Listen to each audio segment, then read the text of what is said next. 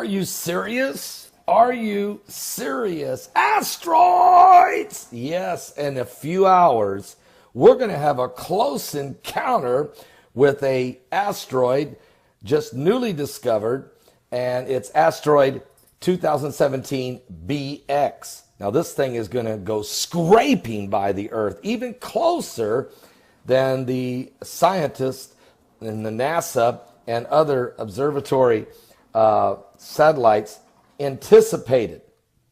It will be 0.68 lunar distance.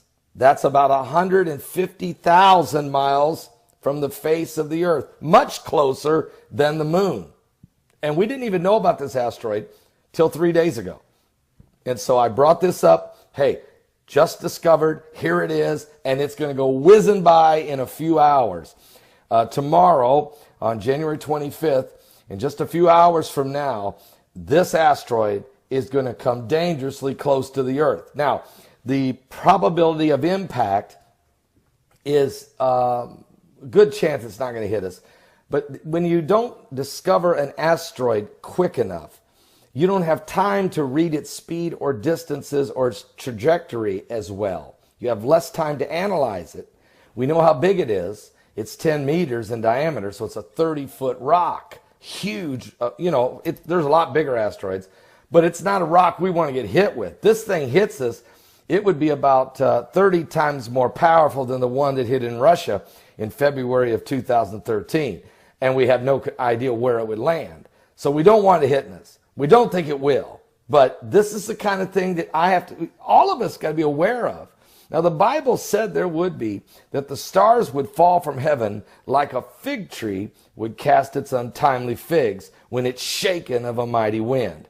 And we know Jesus said part of the end time signs would also be this. There shall be signs in the sun, which we're at a solar minimum, with a huge hole in the coronal hole that's allowing solar wind streams to flow right toward us, sending CMEs and ultraviolet rays. So these things are happening.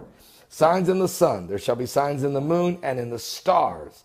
Distress of nations with perplexity. To see the waves roaring, and men's hearts would fail them for fear, for looking after those things that are coming upon the earth, for the powers of heaven shall be shaken.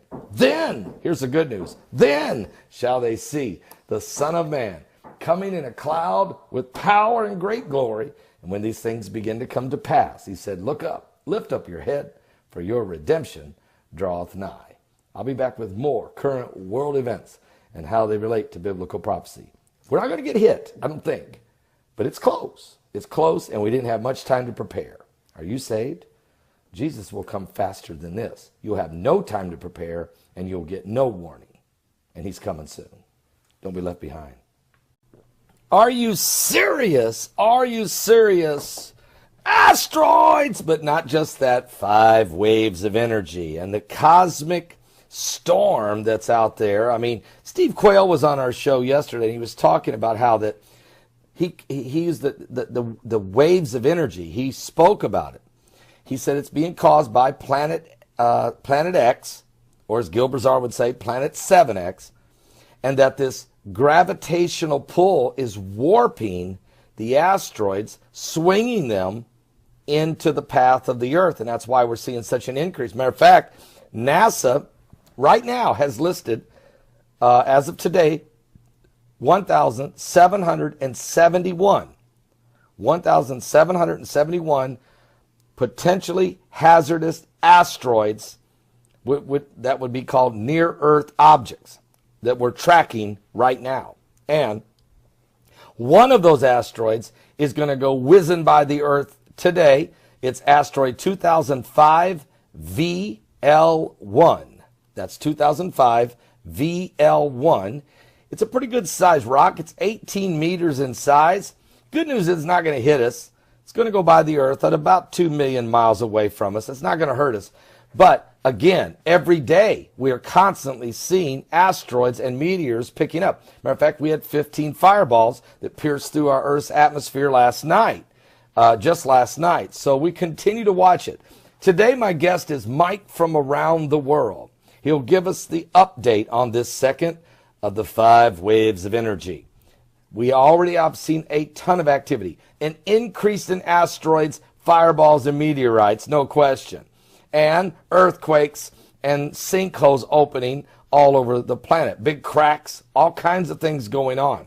He's keeping a close eye on this. As the core of the earth, the magma is shifting. Are you serious? And while that's going on, of course, we know that the intensity of the pressure that's affecting our magnetosphere. And matter of fact, that has been captured by BP Earthwatch and Dutch Sense and others. And even NASA now is coming up with an excuse for why we're receiving so much energy waves. They're calling them cosmic rays, and they're saying that they're coming from a distant star that was sucked into a black hole 50 million light years away. Well, that's nice, never a straight answer, but that's their explanation.